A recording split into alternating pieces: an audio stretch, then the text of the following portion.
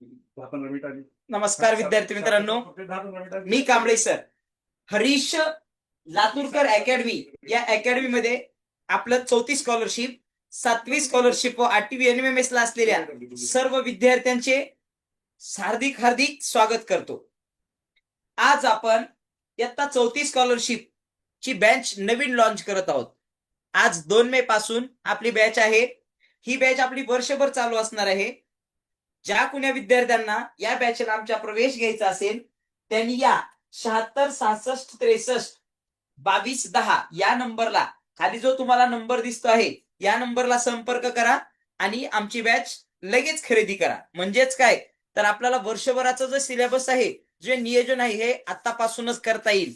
बाकी बरेच मुलं असे आहेत, काही विद्यार्थी असे आहेत की ते जून पासून चालू करतात, पण आपण चालू करणार आहोत उन्हाळ्यात 2 मे पासून चालू करण्याचं कारण म्हणजे काय की आपल्याला सर्वांपेक्षा 2 पाऊल पुढे जायचं आहे. ओके, मराठी पाऊल पडते पुढे, तसंच आपलं पण पाऊल नेहमी पुढेच असलं पाहिजे. आणि तुम्हाला लक्षात असू द्या की यावर्षी जो आमचा NMMS चा रिझल्ट लागलेला आहे तो अतिशय चांगला आलेला आहे. स्वतः मी जे शिकवत होतो ते ऑफलाईनचे तसेच ऑनलाईनचे विद्यार्थी एवढे म्हणजे चांगल्या मार्काने पास झालेले आहेत की मला थोडासा माझा स्वतःचा अभिमान वाटतो आणि माझ्या विद्यार्थ्याचा सुद्धा अभिमान वाटतो. का तर आम्ही कष्ट करण्यात कुठं कमी पडलो नाही, त्यामुळे आमचे विद्यार्थी खूप चांगल्या मार्काने पास झालेले आहेत. तसेच तुम्हाला निकाल पाहायचा असेल तर आपल्या वेबसाईटला, त्यानंतर आपल्या युट्यूब चॅनलला गेल्यानंतर तुम्हाला समजून येईलच. आज आपण इयत्ता 34 स्कॉलरशिपची बॅच लॉन्च करत आहोत. त्या 34 स्कॉलरशिप मध्ये तुम्हाला A to Z माहिती मिळणार आहे आज. म्हणजेच काय, 34 स्कॉलरशिपला तुम्हाला नेमकं कोणते विषय असतात, स्कॉलरशिप परीक्षा का द्यायची, कोण देऊ शकतं स्कॉलरशिप परीक्षा आणि कोण देऊ शकत नाही, स्कॉलरशिप म्हणजे नेमकी किती मिळते आपल्याला स्कॉलरशिप, त्याच्यामध्ये पैसे किती मिळत असतात, कोण देतं आपल्याला पैसे, किती मार्क पडावे लागतात त्यावेळेस आपल्याला स्कॉलरशिप मिळते, या सर्व प्रश्नांची उत्तरं आज मी तुम्हाला देणार आहे. आज आपलं जे लेक्चर आहे ते आज आपलं पूर्ण सिलेबस पूर्ण जो आहे तो पूर्ण आपला अभ्यासक्रम डिस्कस करणार आहे. आज उद्यापासून आपला पूर्ण लेक्चरचा पूर्ण सिलेबस चालू होईल शिकवण्यासाठी. आज मी तुम्हाला फक्त स्कॉलरशिप परीक्षा कोण देणार, का देणार, कशासाठी द्यायची असते, या सर्व गोष्टीचे उत्तर आज आपण पाहूया. म्हणजे स्कॉलरशिपची A to Z माहिती आज आजच्या लेक्चर मध्ये आपण पाहणार आहोत. चला ठीक आहे, आपण पुढचं नेक्स्ट चालू करूया. आता स्कॉलरशिप परीक्षेविषयी माहिती. चला, स्कॉलरशिप म्हणजे काय, सुरुवातीचा प्रश्न आहे आपला. स्कॉलरशिप म्हणजे काय, नेमकं कशाला म्हणायचं स्कॉलरशिप. बऱ्याच मुलांचा प्रश्न असतो की सर स्कॉलरशिपला परीक्षेला बसायचे, सर शिष्यवृत्ती परीक्षेला बसायचे, मी स्कॉलरशिप परीक्षा देणार आहे, शिष्यवृत्ती देणार आहे, अरे पण नेमकं स्कॉलरशिप म्हणजे काय, बऱ्याच जणांना प्रश्न पडतो. एका मुलाने मला विचारलं, सर मी स्कॉलरशिप परीक्षेला बसलोय, मग सर मला शिष्यवृत्ती परीक्षेला पण बसायचं होतं, असं होतं का. स्कॉलरशिप म्हणजे शिष्यवृत्ती परीक्षा, बरोबर आहे. तर एकच परीक्षा आहे ती. स्कॉलरशिप म्हणजे काय, स्कॉलरशिप म्हणजे सरकारकडून मिळणारे बक्षीस म्हणजेच पैसे. हे जे असतात, सरकार आपल्याला काय करत असतं, हुशार विद्यार्थ्यांना, जे नॉलेजेबल विद्यार्थी आहेत, खूप नॉलेजनं परिपूर्ण असे विद्यार्थी झालेले असतात, अशा विद्यार्थ्यांना खास सरकार, शासन आपलं काय करत असतं, काही पैसे देत असतं. त्यांना शिक्षणामध्ये कुठेही अडचण असू नये, त्या मुलांना कुठल्याही प्रकारची अडचण असू नये, त्यांना शिक्षणामध्ये आर्थिक बाब ही अडचण नसणार नाही, यासाठी सरकार काय करत असतं, आपल्याला पैसे देत असतं. आणि मग सरकार बघा, चला घडवूया उज्ज्वल भविष्य, हे महाराष्ट्र शासनानं तयार केलेलं आहे. महाराष्ट्र शासनाची प्राथमिक व उच्च प्राथमिक शिष्यवृत्ती परीक्षा ही आपल्याला द्यायची आहे. मग स्कॉलरशिप परीक्षा आपल्याला देता येते, यामधून आपल्याला काहीतरी थोडस आर्थिक बाजू आपली मजबूत होत असते. चला, तर स्कॉलरशिप परीक्षेमध्ये नेमके पैसे मिळतात, काहीतरी बक्षीस स्वरूपात पैसे मिळत असतात, त्यासोबतच मान सन्मान मिळत असतो. काय मिळतं पाहूया आपण. बघा, स्कॉलरशिप परीक्षा आता कोण घेतं, स्कॉलरशिप परीक्षा कोण घेतं, म्हणजे आपली स्कॉलरशिप परीक्षा तर कंडक्ट होते, कोणीतरी ऑर्गनाईज करतं, पण नेमकं घेतं कोण परीक्षा आपली, आपल्याला पैसे नेमकं देतं कोण. शासन देतं ठीक आहे, पण शासनामध्ये कुठला तरी विभाग असेल, कुठली तरी संस्था असेल, कोण देते नेमकं आपल्याला. एवढे पैसे शासनाकडे जास्त आहेत का, शासन आपल्याला काय म्हणून पैसे देतं, शासनाचा काय उद्देश असेल नेमका आपल्याला पैसे देण्यामागचा? बरोबर आहे का? शासनाकडे खूप पैसे झाले म्हणून देतो उगं? तर नाही बाळांनो, त्या मागचा त्यांचा पण उद्देश असतो. बरोबर आहे, स्वतःचा काहीतरी हेतू असतो सर्वांचा. बघा काय आहे, स्कॉलरशिप परीक्षा कोण घेतं? तर ही परीक्षा आपली स्कॉलरशिप परीक्षा कोण घेतं? तर स्कॉलरशिप परीक्षा Maharashtra state council of examination Pune. बरोबर आहे, म्हणजेच MSCE असं त्याचा छोटा शॉर्ट फॉर्म आहे. महाराष्ट्र स्टेट काउन्सिल म्हणजेच बघा इथं मराठीत दिलेलं आहे. काय कोण घेत आपली परीक्षा? महाराष्ट्र शासनाकडून घेतली जाते. महाराष्ट्र राज्य परीक्षा परिषद पुणे. बरोबर आहे, आणि याचा एक खास शिष्यवृत्ती विभाग म्हणून असतो. तो शिष्यवृत्ती विभाग आपली परीक्षा घेत असतो. महाराष्ट्र शासनाचं एक ऑफिस आहे पुण्याला, त्याला महाराष्ट्र राज्य परीक्षा परिषद असं म्हटलं जातं, आणि त्यांच्याद्वारे आपली स्कॉलरशिप परीक्षा कंडक्ट केली जाते. स्कॉलरशिप, 4थी स्कॉलरशिप, 7वी स्कॉलरशिप या परीक्षा यांच्याद्वारे केल्या जातात. महाराष्ट्र शासनाचा हा लोगो आहे त्यांचा, महाराष्ट्र राज्य परीक्षा परिषदेचा. बघा हा लोगो आहे, आणि हे त्यांनी काय करत असतात, आपली परीक्षा कंडक्ट करत असतात. चला पुढचं पाहूया आता आपण. परीक्षा आपली कोण घेतं कळालं? कोण घेतं परीक्षा आपली कळालं? लक्षात आलं? MSCE पुणे इथं दिलेलं आहे बघा, MSCE पुणे. हे बघा MSCE पुणे. MSCE म्हणजे काय रे? एम म्हणजे काय रे? महाराष्ट्र, एस म्हणजे स्टेट, काउन्सिल म्हणजे सी, ऑफ एक्झामिनेशन म्हणजे काय ई, आणि पुणेला पुणे म्हणजे पुण्याला एक ऑफिस आहे महाराष्ट्र स्टेट काउन्सिल एक्झामिनेशनचं, आणि ती संस्था आपली परीक्षा स्कॉलरशिपची परीक्षा घेत असते. आपले पेपर पण त्यांनी सेट करत असतात. या सर्व गोष्टी आपली ती महाराष्ट्र राज्य परीक्षा परिषद करत असते. चला नेक्स्ट बघूया आता. परीक्षा कोण घेत आपली कळालं आपल्याला. आता पुढचं पाहूया आपण. परीक्षा कोण कोण देऊ शकतं, आणि नेमकं परीक्षा देण्यासाठी मला काय पात्रता लागते? 4थीसाठी मला काय पात्रता लागते? स्कॉलरशिप परीक्षा मी कोण कोण देऊ शकतं हे पाहायचंय आता. तर बघा स्कॉलरशिप परीक्षा कोण कोण देऊ शकतं? तर स्कॉलरशिप परीक्षा देण्यासाठी बघा, इयत्ता 4थी मध्ये शिकणारी मुले ही परीक्षा देऊ शकतात. तसेच 7वी मध्ये पण शिकणारी मुलं ही परीक्षा देऊ शकतात. बरोबर आहे, 4थी आणि 7वीला ही परीक्षा असते. Student studying in 4th class can give this exam. म्हणजे जे स्टुडंट 4th क्लासला आहेत ते स्टुडंट ही एक्झाम देऊ शकतात. 4थीला आहेत आता, समजा उन्हाळ्यामध्ये आता जे 4थीला जाणार आहेत, आता निकाल लागला ना तुमचा 1 मेला, निकाल लागला. आता आपण आता 4थीला गेलो ना, तर 4थीचे जेवढे पण मुलं असतील तर ते सर्व मुलं ही परीक्षा आपली देऊ शकतात. मग आता नेमकं परीक्षा कोण देऊ शकतं कळालं? 4थीचे मुलं देऊ शकतात, 4th स्टँडर्डचे मुलं देऊ शकतात परीक्षा. पण पात्रता काय आहे? पात्रता म्हणजे काय रे? पात्रता म्हणजे काय, की तुमची नेमकी इलिजिबिलिटी आहे का परीक्षा देण्यासाठी? काय लागतं तुम्हाला? कशावर इलिजिबिलिटी ठरवली जाते? तर ते पहा आता एकदा. काय आहे पात्रता आपली? तर बघा, विद्यार्थी रहिवासी, विद्यार्थी महाराष्ट्राचा रहिवासी असावा. विद्यार्थी कुठला रहिवासी असावा? महाराष्ट्राचा रहिवासी असावा. म्हणजे तो महाराष्ट्रामध्ये राहिला पाहिजे मुलगा. समजा एखादा कर्नाटकचा मुलगा असेल आणि त्याला आपली ही स्कॉलरशिप परीक्षा द्यायची, देता येईल का त्याला? नाही देता येणार. एखादा पंजाबचा मुलगा असेल किंवा जम्मू काश्मीरचा असेल, महाराष्ट्राच्या बाहेर जर एखादा मुलगा राहणार असेल आणि समजा तुम्ही जर इथं येऊन परीक्षा देणार असाल, तर त्याला देता येईल का? नाही. त्याचं जे लिव्हिंग सर्टिफिकेट आहे, म्हणजे आपलं जे किंवा आपलं रहिवासी सर्टिफिकेट जे आहे, डोमिसाईल म्हणतात, ते डोमिसाईल आपलं महाराष्ट्रातलं असलं पाहिजे. आपण महाराष्ट्रात राहिलं पाहिजे. आपलं रहिवासी प्रमाणपत्र महाराष्ट्रातलं निघालं पाहिजे. ओके, तर महाराष्ट्र शासनाचा रहिवासी असलेल्या मुलाला आपल्याला स्कॉलरशिप देता येते. त्याची पात्रता दुसरी बघा, शासन मान्य सरकारी अनुदानित खाजगी शाळेत 4थी किंवा 7वी मध्ये शिकत असावा. बघा, जे शासन मान्य शाळा आहेत या अशा शाळेमध्ये तो शिकत असावा. शासन मान्य ज्या शाळा आहेत अशा शाळेमध्ये शिकत असावा. जर समजा त्याच्यामध्ये सरकारी शाळा असेल, अनुदानित असेल, खाजगी असेल, म्हणजेच काय रे, सरकारी शाळा म्हणजे काय, ज्याला की सरकार स्वतः चालवतं त्या सरकारी शाळा असतात. उदाहरणार्थ महानगरपालिकेच्या शाळा, जिल्हा परिषदेच्या शाळा, नगरपालिकेच्या शाळा, महानगरपालिकेच्या शाळा, या सर्व शाळा या कुठल्या असतात? किंवा आश्रमशाळा, सरकारी आश्रमशाळा या सुद्धा काय असतात? सरकारी शाळा असतात.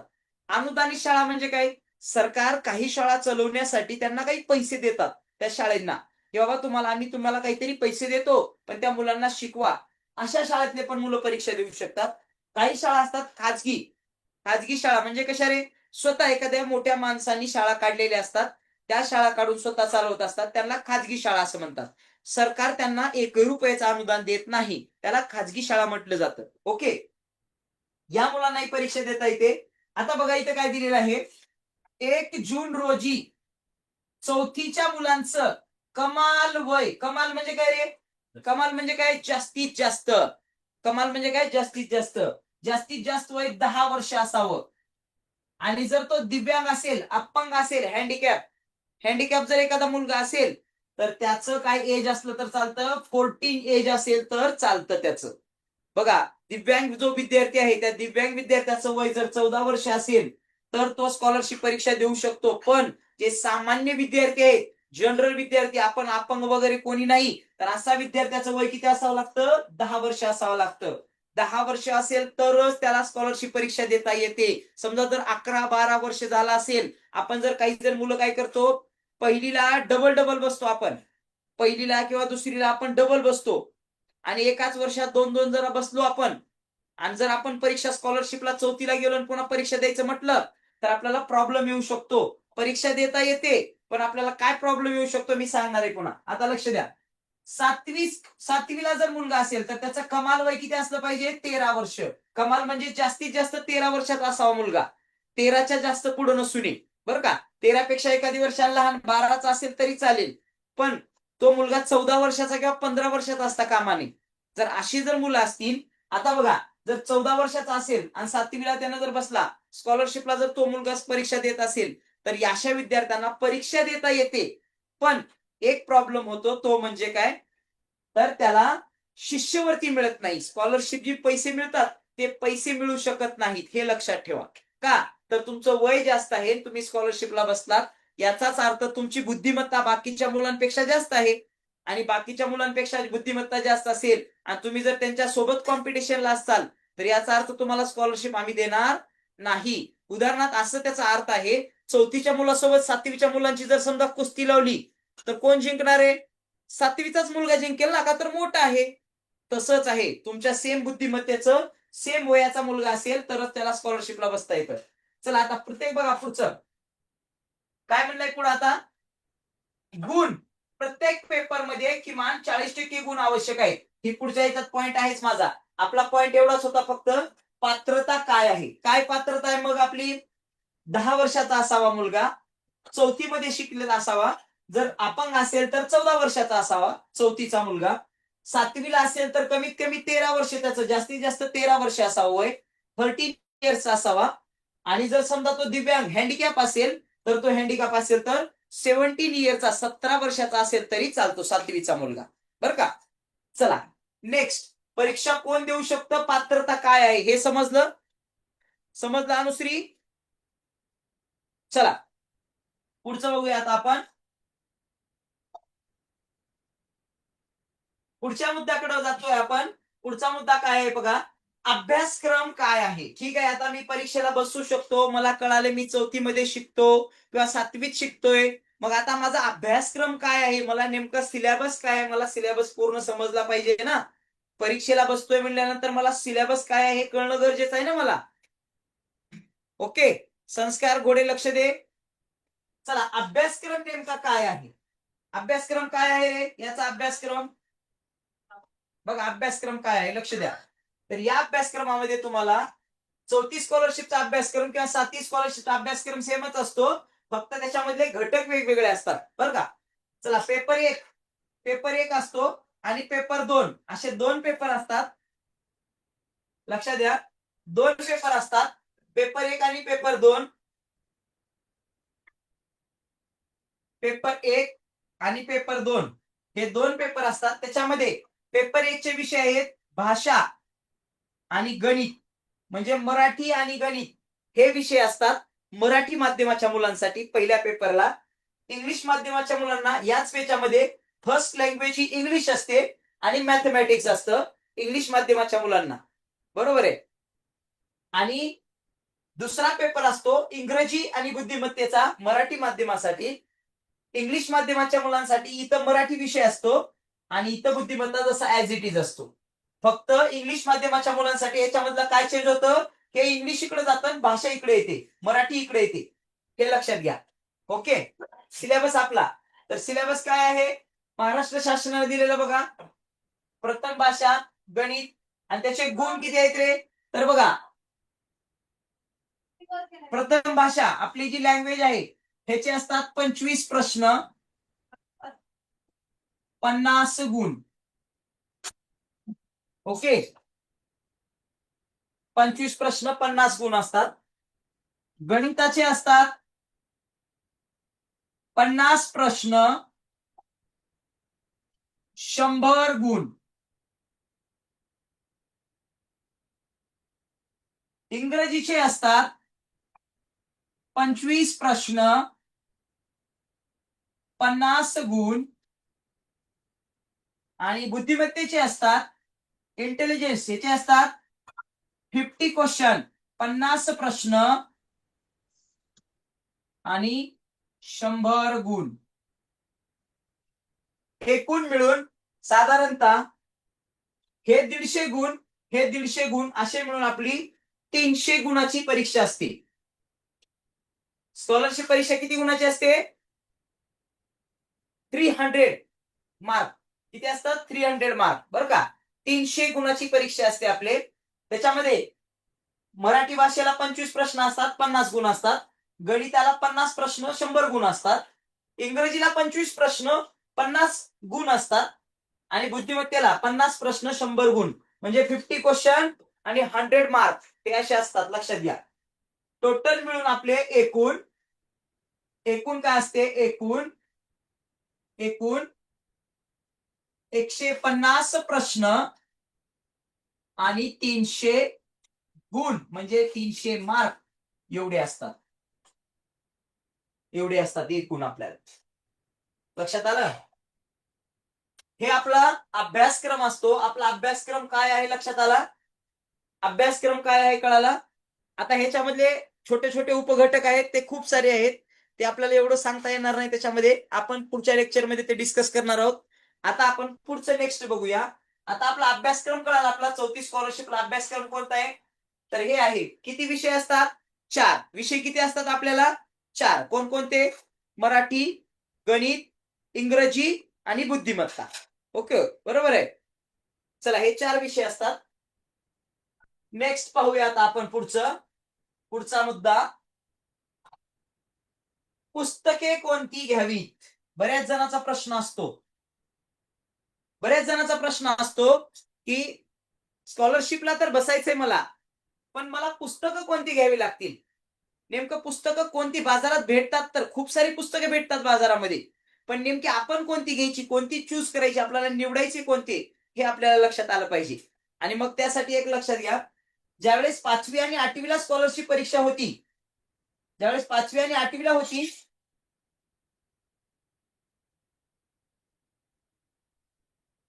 त्यावेळेस 5वी 8वीला स्कॉलरशिप परीक्षा असताना तुम्हाला महाराष्ट्र शासनानं मार्गदर्शक काढलेले होते. महाराष्ट्र शासनानं, हे महाराष्ट्र शासनाची पुस्तक आहे. 5वी आणि 8वीला ज्यावेळेस परीक्षा होती त्यावेळेस. आता यावर्षी जर समजा महाराष्ट्र शासनानं जर पुस्तकं काढलं असेल, तर माझं असं वैयक्तिक मत असेल की महाराष्ट्र शासनाचं पुस्तक घेतलेलं सगळ्यात बेटर असेल. पण जर समजा बाजारामध्ये हे पुस्तक उपलब्ध झालं नाही, तर दुसरं ऑप्शन मी सांगेन की नवनीत पुस्तक वापरा. कारण का नवनीत या पुस्तकामध्ये तुम्हाला दोन्ही पण पुस्तक मिळतात. इंग्लिश मिडियमच्या मुलांना पण उपलब्ध होतात, सहजासहजी उपलब्ध होतात, आणि मराठी माध्यमाच्या पण मुलांना उपलब्ध होतात. आणि प्रत्येक जिल्ह्यामध्ये, प्रत्येक गावागावामध्ये उपलब्ध होऊ शकतं असं पुस्तक आहे नवनीत. खूप जुना ब्रँड आहे तो, त्यामुळे ते पुस्तक तुम्ही वापरलं तरी चालेल, काही हरकत नाही. आणि जर समजा तुम्हाला यदा कदाचित या पुस्तकापेक्षा जर वेगळं पुस्तक कुठलं वापरायचं असेल, ते पण वापरू शकतात, तुम्हाला काही असं बंधन नाही. पण माझा पहिला प्रेफरन्स असेल की समजा जर मार्गदर्शक आपल्याला उपलब्ध होतील, समजा जर यावर्षी उपलब्ध झाले शासनाकडून, तर शासनाच्या पुस्तकाला अगोदर प्राधान्य तुम्ही द्यायचं. का, तर शासन आपली परीक्षा घेणार आहे, बरोबर आहे. तर आपले शासन परीक्षा घेणारे म्हणल्यानंतर शासन त्याचं जे पुस्तक बनवतं त्याच्यामध्ये त्याच्याशी रिलेटेड क्वेश्चन चांगले असतात. ओके, म्हणून शक्यतो या पुस्तकाला प्रेफरन्स द्या. जर नसेलच तर मग नवनीत किंवा अदरवाईज तुम्हाला जे वापरायचे ते वापरू शकतात. ओके, पुस्तकं 34 स्कॉलरशिप टेक्निक कोणतेही येऊ शकतात. चला, या पुस्तकाचा क्लिअर झाला मुद्दा. आता नेक्स्ट पुढचा मुद्दा पाहूया आपण. पास होण्यासाठी गुण किती लागतात? स्कॉलरशिपला बसलो, सिलेबस कळाला, परीक्षेचे विषय कळाले, मार्क कळाले. आता मला मुद्दा कळतो की सर मला स्कॉलरशिप मध्ये किती अभ्यास करावा लागल पास होण्यासाठी, का पास होऊ शकतो का नाही, आणि पास होण्यासाठी बाळांनो आपल्याला किती गुण लागतात. पास होणे म्हणजे काय ही संकल्पना आज आपण क्लिअर करूया. आपल्या स्कॉलरशिप मध्ये आपण जसं रेग्युलर अभ्यास करत असतो ना, रेग्युलर अभ्यास मध्ये 100 पैकी 35 मार्काला आपल्याला पास असतं. कितीला असतं? 100 पैकी 35 मार्क पडले आपल्याला की आपल्याला पास असतं. पास असतं 100 पैकी 35 मार्काला आपल्याला पास होतो आपण. पण इथं स्कॉलरशिप मध्ये पण तसाच एक प्रकार आहे. पण पास होणे आणि फर्स्ट क्लासमध्ये, सेकंड क्लासमध्ये पास होणे किंवा चांगल्या मार्कात डिस्टिंक्शन मध्ये पास होणे त्यामध्ये फरक असतो. तसाच फरक इथं पण आहे स्कॉलरशिप मध्ये. आपल्याला काय आहे बाळांनो, तर बघा, गुण प्रत्येक पेपरमध्ये किमान 40% गुण आवश्यक. किती गुण आहेत? 40%. किती गुण आहेत पास होण्यासाठी? 40% गुण पाहिजेत मला. 40%. मग किती पैकी पाहिजेत रे? तर 150 पैकी पाहिजे. 150 पैकी. 150 पैकी किती पाहिजेत मला? 40%. मग आता आपण पाहूया 150 चे 40% म्हणजे किती गुण घ्यावे लागतील मला. तर पाहूया आपण 150 चे 40%. इकडे बघा, हे 150 40% काढायचे मला, तर मी काढणार याचे 40% असे काढतात. 150 चे 40%. हा शून्य हा शून्य कटला, हा शून्य हा शून्य कटला. 15 चोक 60 मार्क. म्हणजे मला किती गुण घ्यावे लागतील? 60 गुण घेतलं की मी पास होतो एका पेपरमध्ये. पहिल्या पेपरमध्ये जर मला पास व्हायचं असेल तर मला 150 पैकी किती गुण घ्यावे लागतील रे मग? 60. 150 पैकी 60 जरी गुण घेतलो तरी मी पास होणार आहे. आणि 40% गुण, 60 म्हणजे काय? 60 म्हणजे काय आहे हे 40% गुण आहे. 150 पैकी मला 60 गुण घ्यायचे फक्त. 60 गुण घेतलो की मी पास होतो. पण पण थांबा, थोडं लक्ष द्या. पास होणं म्हणजे स्कॉलरशिप मिळवणं नाही. कारण का? समजा जर तुम्हाला 100 मार्कापैकी 35 मार्क पडत असतील तर तुम्हाला कोणी शिष्यवृत्ती देईल का रे आणून? नाही देणार. स्कॉलरशिप म्हणजे स्कॉलर मुलांसाठी असते. म्हणजे जे मुलं खरंच त्यांचं नॉलेज आहे, टॅलेंट आहे, खूप सारे मेहनत करतात, कष्ट करतात आणि कष्ट करून नॉलेजच्या जीवावर पुढे येतात, अशाच मुलांना शिष्यवृत्ती मिळत असते. आणि म्हणूनच काय आहे बाळांनो, तर आपल्याला 60 गुण मिळून शिष्यवृत्ती मिळते का? तर नाही मिळत. 60 गुण मिळून शिष्यवृत्ती मिळत नाही. एक लक्षात घ्या. तर आपल्याला मग किती गुण घ्यावे लागतात? तर पाहूया आपण किती गुण घ्यावे लागतात आपल्याला. किती गुण घ्यावे लागतात? तर मेरिट यावं लागतं आपल्याला. मेरिट यावं लागतं. मेरिट म्हणजे काय? तर मेरिट येण्यासाठी किती गुण घ्यावे लागतात?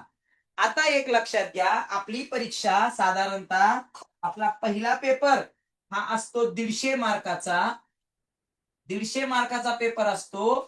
तर आपल्याला या 150 पैकी कमीत कमी, लक्षात घ्या, कमीत कमी आपल्याला इथं 120 तरी मार्क पडणं अपेक्षित आहे. 120. बरोबर आहे? 120. 120 मार्क इथं असतील. आणि दुसऱ्या पेपरमध्ये सुद्धा 150 पैकी 120 मार्क पडणं अपेक्षित आहे. किती मार्क पडणं अपेक्षित आहे? 120. इथं पण 120च मार्क.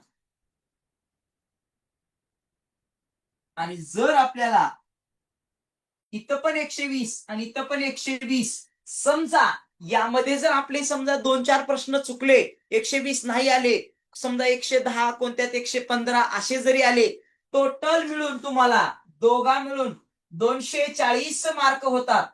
240 मार्क होतात. हा तुमचा एकदम सेफ स्कोर आहे स्कॉलरशिप परीक्षेमध्ये मेरिट येण्याचा. म्हणजे तुम्ही 240 किंवा समजा 240 नाही गेलो, 230 पर्यंत जरी आलो किंवा 230 प्लस जरी गेलो तरी तुम्ही स्कॉलरशिप मध्ये मेरिट येऊ शकता बरं का. तुम्हाला 240च पडावा असं काय अपेक्षा आहे का? नाही. पण तुमचा सेफ स्कोर काय असेल? 230 प्लस. माझं वैयक्तिक मत असं आहे की 230 प्लस म्हणजे आपला सेफ स्कोर असतो स्कॉलरशिपचा, जेणेकरून चौथीच्या मुलांना किंवा सातवीच्या मुलांना स्कॉलरशिप परीक्षेमध्ये 230 प्लस असेल तर तो जवळपास 99% हा स्कॉलरशिप होल्डर होणारच असतो. शासन त्याला शिष्यवृत्ती देणारच असतं. कधी? कमीत कमी 230. 230च्या खाली आल्यानंतर शक्यता नाही. मेरिट कमी जास्त होऊ शकतं. जर तुमचा पेपर खूपच अवघड निघाला तर 230 पेक्षा 220 ला पण येऊ शकतं बरं का मेरिट एखादी वेळेस, लक्षात ठेवा. माझा असा एक काळ आहे, कोरोनाच्या काळात मी स्वतः पाहिलेलं आहे. 184 मार्काला मेरिट आलं होतं 5वी स्कॉलरशिपचं. 184. म्हणजे 184 मार्काच्या मुलाला शिष्यवृत्ती मिळाली. का? तर कोरोनाच्या काळामध्ये कुणीच शिकवलं नाही मुलाला. मुलाला कुणीच शिकवलं नाही, मग मुलांचा पेपर, मुलांना अभ्यास कसा येणार? कुणालाच अभ्यास आला नाही आणि त्याच्यामुळे एवढा निकाल डाऊन आला. कोरोनाच्या काळात सगळ्यात निकाल डाऊन होता त्यांचा. लक्षात आलं? तर आपल्याला साधारण 230 स्कोर असणं म्हणजे आपण काय येतं? मेरिट येतो आपण. आपण काय येतो मग? मेरिट येतो. आणि मेरिट येणाऱ्या मुलांना शिष्यवृत्ती मिळते. शासनाकडून पैसे मिळतात, स्कॉलरशिप मिळते. पास होणाऱ्या मुलांना शिष्यवृत्ती मिळत नाही. एक लक्षात ठेवा. फक्त आपण 40% मार्क घेतलो, 60 मार्क ह्याच्यात, 60 मार्क ह्याच्यात 120 पडले, आपल्याला शिष्यवृत्ती मिळत नाही. ओके, लक्षात आलं? मेरिट येण्यासाठी किती गुण यावे लागतात मग आपल्याला? कमीत कमी 230. ओके, चला नेक्स्ट पुढचं बघा आता. पुढचं पहा, राज्य गुणवत्ता यादीत येण्यासाठी किती गुण घ्यावे लागतात? तर राज्य गुणवत्ता यादी म्हणजे काय असते? काय असते नेमकं राज्य गुणवत्ता यादी? कोण लावतं ती राज्य गुणवत्ता यादी? तर एक लक्षात घ्या, महाराष्ट्र शासन काय करत असतं बाळा? महाराष्ट्र शासन हे काय करत असतं? जिल्ह्यावाईज, बघा, जिल्ह्यावाईज एक यादी लावतं जिल्ह्याची. पहिले 100 मुलांची यादी. किती? पहिल्या 100 मुलांची यादी. प्रथम 100. प्रथम आलेले किती? 100 विद्यार्थी. बरोबर आहे. जे फर्स्ट रँक न पास झालेले असे 100 मुलांची एक यादी लागत असते आणि याच यादीला म्हणलं जाते काय? राज्य गुणवत्ता यादी. काय म्हणलं जाते? राज्य गुणवत्ता यादी. महाराष्ट्राच्या वेबसाईटवर, आपल्या MSc पुणे वेबसाईटवर पहिल्या 100 मुलाची एक यादी, जाहिरात प्रसिद्ध होते बरं का. त्या यादीमध्ये तुम्हाला त्या पहिले 100 मुलांची नावं दिसतात. आता स्कॉलरशिपच्या मुलांना दिसणार आहेत. थोड्या दिवसांना आपला निकाल लागला चौथी स्कॉलरशिपचा, 7वी स्कॉलरशिपचा, की आपल्याला दिसेल महाराष्ट्राची यादी कितीला क्लोज होते. दरवर्षी 5वी स्कॉलरशिप, 8वी स्कॉलरशिपची यादी लागत होती. त्यावेळेस साधारणतः यादी 300 पैकी, बघा, 300 पैकी 270 मार्काला क्लोज होते. 270 मार्क.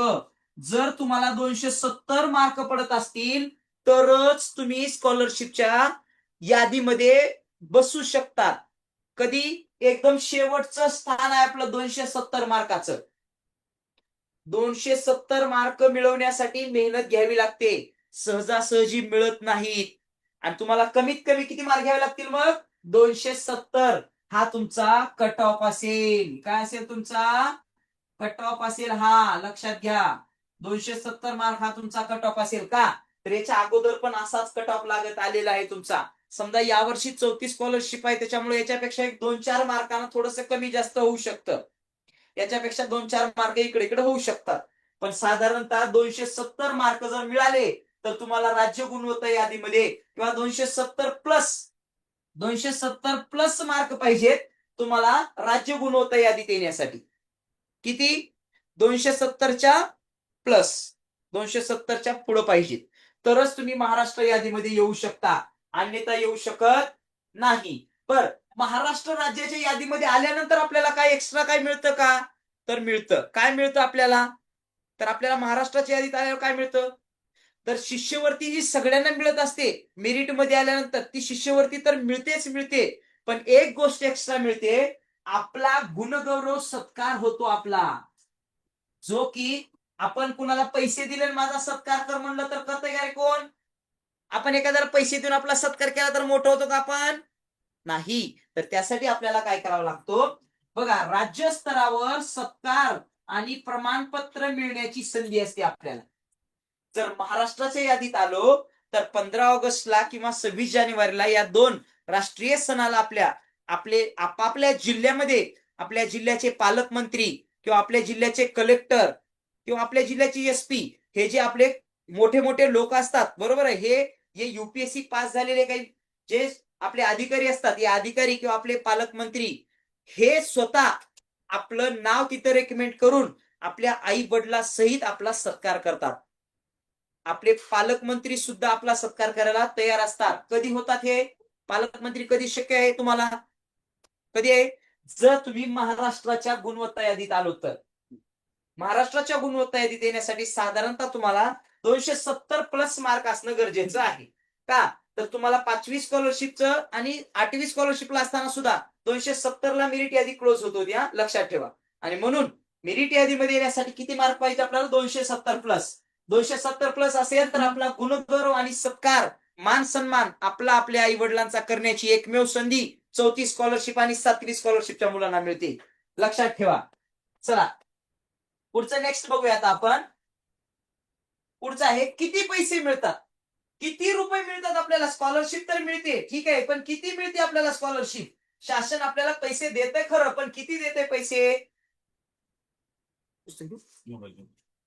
किती पैसे देतं आपलं शासन? आपल्याला किती पैसे देतं? तर बघा इकडे लक्ष द्या. किती पैसे व किती वर्षासाठी मिळतात आपल्याला पैसे? तर एक लक्षात घ्या, आपल्याला स्कॉलरशिप बाळाने मिळत असते 500 रुपये मिळते आपल्याला. स्कॉलरशिप किती मिळते? 500 रुपये. किती महिन्याला मिळते? दरमहा मिळते, दर महिन्याला मिळते. दर महिन्याला किती रुपये मिळतात आपल्याला? 500 रुपये मिळतात. देतं का रे कोण? मम्मी पप्पा देतात का आपल्याला घरचे? घर बेटा खर्चाला म्हणून महिन्याला देतात का? महिन्याला देतात का कोण? नाही देत. कुणी देत नाही आपल्याला पैसे. एवढे पैसे कोणी देणार आहे तुम्हाला? देतील का? नाही देणार. कुणी देणार नाही आपल्याला पैसे. तर यासाठी बाळांनो आपल्याला काय करावं लागतं? बघा, शिष्यवृत्ती परीक्षा जर पास होत असाल तर आपल्याला महिन्याला किती रुपये मिळतात? किती मिळतात आपल्याला? 500 रुपये. ही 4थीच्या मुलांना शिष्यवृत्ती आहे. 4थीच्या मुलांना किती शिष्यवृत्ती आहे? 500 रुपये. आणि जर 7वीचा जर मुलगा असेल तर त्याला 750 रुपये मिळतात. किती रुपये मिळतात? 750 रुपये. किती दिवसासाठी? महिन्याला मिळतात. किती दिवसाला मिळतात? महिन्याला मिळतात. लक्षात ठेवा. किती दिवसाला मिळतात? 1 महिन्याला मिळतात आपल्याला, महिन्याला. बर, फक्त एकच महिना मिळतात का मग? तर नाही. किती दिवसाला मिळतात आणि किती महिन्याला मिळतात? तर लक्षात घ्या, का इथं दिलेलं आहे तुम्हाला. महिन्याला मिळतात, पण किती मिळतात रे? 500 रुपये मिळतात. किती वर्षासाठी मिळतात? तर 3 वर्ष. किती? 3 वर्ष. लक्षात घ्या, 3 वर्ष मिळतात आपल्याला. 3 वर्ष मिळतात 500 रुपये महिन्याला. 500 रुपये महिन्याला मिळतात. मग 3 वर्ष म्हणजे किती रुपये होतात रे? एका वर्षाला किती होतात रे? बघा, पहिल्या वर्षाला तुम्हाला 6,000 रुपये होतात. दुसऱ्या वर्षाला पुन्हा 6,000 होतात. आणि तिसऱ्या वर्षाला पुन्हा 6,000 रुपये होतात. टोटल मिळून 4थीच्या मुलांसाठी किती रुपये होतात? 18,000 रुपये. लक्षात घ्या, 18,000 रुपीज तुम्हाला एवढी शिष्यवृत्ती मिळते. कोण देतं तुम्हाला? 18,000 रुपये देतं रे कोण? कुणी नाही देणार. शासन देतं. पण कधी देतं? जर आपण टॅलेंट बनलो तर. आणि टॅलेंट बनण्यासाठी काय करायला पाहिजे? अभ्यास. अभ्यास जर नाही केलं तर मिळतील का हे शिष्यवृत्ती? नाही मिळणार आहे. लक्षात घ्या. 4थीच्या मुलांना इथं दिलेले आहे का 500 रुपये दर महिना आणि 3 वर्षासाठी मिळते. 7वीच्या मुलांना 750 रुपये दर महिना 3 वर्षासाठी शिष्यवृत्ती मिळते. लक्षात आलं? 7वीच्या मुलांसाठी जर म्हटलं तर आपल्याला एका वर्षाचे 9,000 रुपये मिळतात. तर 9,000 गुणिले 3 वर्ष केलं तर आपल्याला 27,000 रुपये 7वीच्या मुलांना शिष्यवृत्ती मिळते. विशेष म्हणलं तर चौथीच्या मुलांना एक अशी संधी आहे की तुम्ही चौथीला स्कॉलरशिप परीक्षा पास झालो तर 5वी, 6वी, 7वी हे 3 वर्ष शिष्यवृत्ती तुम्हाला मिळत असते. तुम्हाला पुन्हा परीक्षा द्यायची गरज नाही. पण 7वीला गेल्यानंतर शासन एक विचार करतं, अरे ह्या मुलांची आपण चौथीला परीक्षा देऊन पैसे देतो यांना. आता ह्यांचं डोकं तसंच आहे टॅलेंट का थोडं कमी झालंय? मग हे चेक करण्यासाठी पुन्हा 7वीला स्कॉलरशिप परीक्षा असते. आणि 7वीला जर पास झालो आपण तर पुन्हा 8वी, 9वी आणि 10वी पुन्हा पण आपल्याला ही शिष्यवृत्ती मिळत जात असते. लक्षात आलं? चला पुढचं पाहूया आता आपण नेक्स्ट. आणि अशा प्रकारची शिष्यवृत्ती परीक्षा आपल्याला देणं गरजेचंच आहे. बरोबर आहे? चला बघा आता स्कॉलरशिप परीक्षेचे नेमके फायदे काय आहेत आपल्याला. स्कॉलरशिप परीक्षा दिल्यामुळं काय काय मिळू शकतं आणि याचे काय आपल्याला बेनिफिट काय काय मिळतात याचे, तर हे आज आपण पाहणार आहोत. लक्ष द्या. तर आता बघा याच्यामध्ये काय काय मिळतं आपल्याला. सुरुवातीला बघा एक आर्थिक मदत मिळते. जर समजा आपली गरीब असेल परिस्थिती, तर आपली परिस्थिती गरीब असेल तर आपल्याला काय होतं, आर्थिक परिस्थिती जर गरीब असेल तर आपल्याला फायनान्शियल सपोर्ट मिळतो. म्हणजे आपल्याला पैसे मिळतात ना शासनाकडून. दुसरं, आपल्या अभ्यासाला गती येते. स्कॉलरशिप परीक्षेचा अभ्यास म्हणजे असा काही वेगळा नसतो बाळांनो. स्कॉलर परीक्षेचा अभ्यास म्हणजेच आपला रेग्युलर अभ्यासातूनच बनवला गेला असतो. फक्त थोडीशी काठीण्य पातळी वाढवून स्कॉलर मुलं घडवली जातात त्यासाठी. म्हणून त्याचं काय होतं मात्र, अभ्यासाला आपल्या गती मिळते. आपली स्टडीमध्ये चांगले स्किल येतात. आपली बुद्धिमत्ता वाढते. बुद्धिमत्ता आपल्या बुद्धिमत्तेत वाढ होते कारण का त्याच्यामध्ये आपला एक विषय असतो बुद्धिमत्तेचा आणि त्याच्यामुळे आपली बुद्धिमत्ता पण त्यामध्ये वाढत असते. तसंच आपला आत्मविश्वास वाढतो. महत्वाचा काय आपलं आत्मविश्वास वाढतो. स्वतः मला काय येतं आणि मी कुठपर्यंत आहे, माझ्या वर्गामध्ये मी किती मार्क घेऊ शकतो आणि मी खरंच स्कॉलरशिप मध्ये बसल्यानंतर स्कॉलरशिप परीक्षा पास होऊ शकतो का, हा आत्मविश्वास मला येत असतो. कधी स्कॉलरशिप परीक्षेला बसल्यानंतरच. स्वतःची ओळख होते. स्वतःची ओळख होते. स्कॉलरशिप परीक्षेमध्ये जर तुम्ही जर चांगले मार्क घेत असाल तर आपल्या शाळेमध्ये आपल्या वर्गात आपली एक सेपरेट ओळख होत असते. काय की आता आमच्या वर्गातला टॉप मुलगा हा आहे किंवा पहिले 5 मुलं हे आहेत, पहिले 10 मुलं हे आहेत. त्या रँक मध्ये टॉप मध्ये जाण्याची आपल्याला संधी ह्याच्यातून मिळत असते. दुसरी, मान सन्मान आणि ओळख होते. विशेष म्हणलं तर जर आपण राज्य गुणवत्ता यादीत जर आलो तर अख्ख्या महाराष्ट्राला आपली ओळख एकमेव करून देण्याचं साधन म्हणजे स्कॉलरशिप परीक्षा आहे. आपल्याला कुणी असा महाराष्ट्र आपल्याला ओळखणार नाही. पण जर स्कॉलरशिप मध्ये राज्य गुणवत्ता यादीत आलो तर आपलं नाव, आपली शाळा, आपल्या आई वडिलाचं नाव हे सर्वच आपला अख्खा महाराष्ट्र बघत असतो. म्हणजेच याचा अर्थ काय आहे, अख्ख्या महाराष्ट्राला आपली ओळख करून देण्याचं एकमेव साधन आपली स्कॉलरशिप परीक्षा आहे. मान सन्मान मिळतो. आपल्याला हार सत्कार घेतले जातात राज्य गुणवत्ता यादीत आल्यामुळं. पुढील स्पर्धा परीक्षेसाठी तयारी होती. म्हणजेच काय तर बाळांनो, आपण बघा आता सध्याच्याला स्पर्धेचं युग आहे. बघतो आपण 7वी स्कॉलरशिप झाल्यानंतर पुढे बघा आता 4थी 7वी झाली की पुढे नंतर जे स्कॉलरशिपचे जे एक्झाम आज दिलेले मुलं आहेत ते पोलीस भरती, तलाठी भरती, ग्रामसेवक भरती, शिक्षक भरती किंवा तुमची एमपीएससी, यूपीएससी, नीट, जेई या जर कुठल्याही स्पर्धा परीक्षा घेतलो, साधं शिपायाची जरी स्पर्धा परीक्षा घेतलो तर त्याच्यामध्ये तुम्हाला याच स्पर्धा परीक्षेतला काहीतरी भाग तिथं दिसून येतो. आणि म्हणजेच हा जर तुम्ही कंप्लीट केला तर आपल्याला पुढच्या सगळ्या स्पर्धा परीक्षेची तयारी ही आजपासूनच चालू होते. आपण काय करतो, दुर्लक्ष करतो या परीक्षेकडे आणि पुन्हा नंतर ग्रॅज्युएशन झाल्यानंतर आता मला एमपीएससी करायचं आहे, युपीएससी करायचं आहे आणि त्यावेळेस आपण अभ्यास बघतो त्यावेळेस लक्षात येतं, अरे हा तर स्कॉलरशिपचा अर्धा अभ्यास आहे.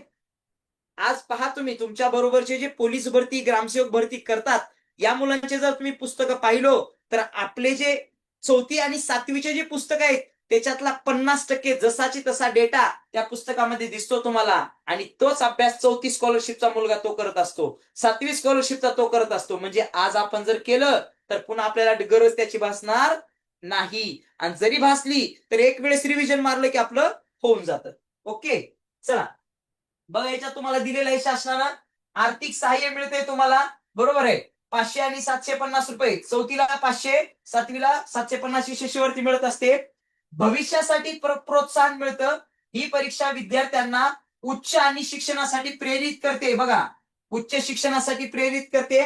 तसेच राज्यस्तरीय जिल्हास्तरीय गुणवत्ता यादीत स्थान मिळवणाऱ्या विद्यार्थ्यांचा विशेष सत्कार केला जातो. बघा, राज्याच्या यादीमध्ये असलेला विशेष सत्कार, जिल्ह्याच्या यादीत आल्यानंतर त्याचा पण विशेष सत्कार असतो. त्यातल्या त्यात शिक्षकांच्या गुणवत्तेचं मूल्यांकन होतं आणि विद्यार्थ्यांच्या यशातून शिक्षकांच्या कार्यांचे मूल्यांकन आणि त्यांच्या सेवा पुस्तकात नोंदी होतील. म्हणजे याचा अर्थ काय रे? आपले जे शिक्षक असतात या शिक्षकांना पण शिकण्याची यातून संधी मिळत असते. बरोबर आहे? आणि सर्वांसाठी संधी आहे. शहरी आणि ग्रामीण, हुशार आणि गरीब असा कुणी विद्यार्थी नाही. सर्वच या परीक्षेला आपण बसू शकतो. सर्वच या परीक्षेला बसू शकतो. तर मला वाटतंय आता बऱ्यापैकी आपला सर्वच स्कॉलरशिपचे सर्व डाऊट क्लिअर झाले असतील. आता कोण परीक्षा देऊ शकतं, कोण कोण परीक्षेला येऊ शकतं? तर आता मला असं वाटतं की तुमच्यापैकी सर्वच मुलं स्कॉलरशिप परीक्षा देतील. बरोबर आहे? बघा मग आता शेवटचं वाक्य तुमच्यासाठीच आहे खास. काय रे वाक्य? मी स्कॉलरशिप परीक्षेला नक्की बसणार आणि स्कॉलरशिप मिळवणार. तुमच्यापैकी मिळवणार ना?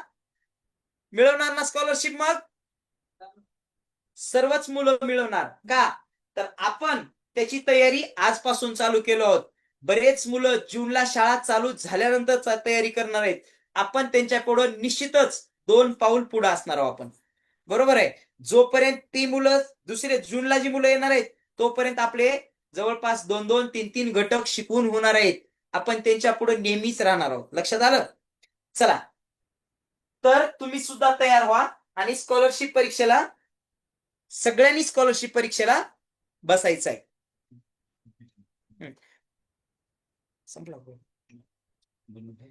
चला, आता मी जे तुम्हाला स्कॉलरशिप बद्दल माहिती सांगितली, या माहितीवर जर कुणाला काही डाऊट असेल तर शेवटचे 5 मिनिट आहेत. 5 मिनिट थोडंसं डिस्कशन करूया. मी सर्व तुम्हाला सांगितलो. आता ही स्कॉलरशिप परीक्षेचा फॉर्म आपल्याला कुठून भरता येतो? तर हे मी तुम्हाला सांगितलं नाही, मी शेवटचं सांगतोय. हा स्कॉलरशिप परीक्षेचा फॉर्म आपल्या आपल्या शाळेतून भरायचा असतो. आपापल्या मुख्याध्यापकाला, वर्ग शिक्षकाला किंवा स्कॉलरशिप डिपार्टमेंट आपल्या शाळेत असतं, त्यांना जर संपर्क केला शाळा चालू झाल्यानंतर की आपल्याला ते सांगतात. स्कॉलरशिपची साधारण जनरल फीस 200 रुपये ओपन कॅटेगरीला असते आणि जे अनुसूचित जाती किंवा एसटी एससी चे मुलं असतील यासाठी 125 रुपये अशी फीस ठेवलेली आहे शासनानं. या परीक्षेच्या फीस मध्ये साधारणतः एक गेल्या वर्षीची फीस आहे.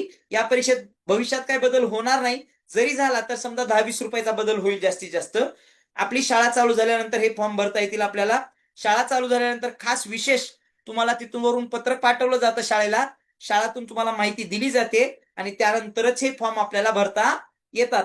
शाळा व्यतिरिक्त बाहेर आपल्याला हे फॉर्म भरता येत नाहीत. शाळेच्या लॉग इन आयडी आणि पासवर्ड आपल्याला शाळेचा लागत असतो. त्या युडाईस नंबरवरूनच आपल्याला शाळेचा फॉर्म भरायचा असतो. त्यामुळे आपल्याला बाहेर कुठल्याही सायबर कॅफेहून असा डायरेक्ट फॉर्म स्कॉलरशिपचा भरता येत नाही. आपण ज्या शाळेत आहे त्याच शाळेतून आपल्याला हा फॉर्म भरायचा असतो. चला, स्कॉलरशिपची सर्वांना माहिती समजली? थंब दाखवून मला सांगा सगळ्यांना समजली असेल तर. ओके, छान. तर आता मला सांगा, तुम्हाला या स्कॉलरशिप परीक्षेबद्दल काही डाऊट असेल तर मला विचारा. मी तुमचा 1-2 मिनिटात डाऊट क्लिअर करतो. एक एक जण बोला कुणाला काही डाऊट असेल तर.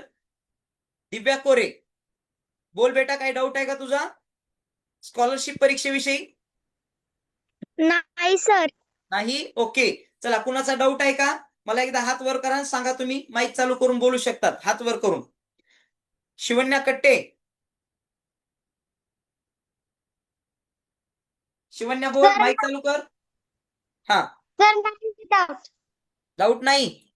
ओके, तर माझं मी इथं सांगितलेलं सर्व समजलं बेटा? सर्व समजलं? स्कॉलरशिप परीक्षा कोण घेतं, का घेतं, शिष्यवृत्ती किती मिळते, मेरिट कसं यावं लागतं, बरोबर आहे, पुस्तकं कोणती घ्यायची, सर्व मी डिटेल याच्यामध्ये घेतलेलं आहे. जरी तरी तुम्हाला जर कुठलं काही वाटलं असेल तर सध्या जो आमचा युट्यूबला चालू आहे त्या युट्यूब लाईव्हला तुम्ही कमेंट करून नंतर आम्हाला सांगू शकतात की तुम्हाला याच्यावर काही डाऊट असेल तर तो डाऊट तुमचा सॉल्व्ह केला जाईल. ओके, आजचा तास आपण इथंच थांबवतोय. उद्याच्याला आपल्या याच तासामध्ये आपण पुढचा कंटिन्यू अभ्यास आपण कंटिन्यू चालू करणार आहोत आता. ओके, सर्वात पहिल्यांदा आपण गणित मॅथमॅटिक्स हा विषय चालू करणार आहोत आपला आता ही वर्षभराच्या बॅच मध्ये. ओके, चला.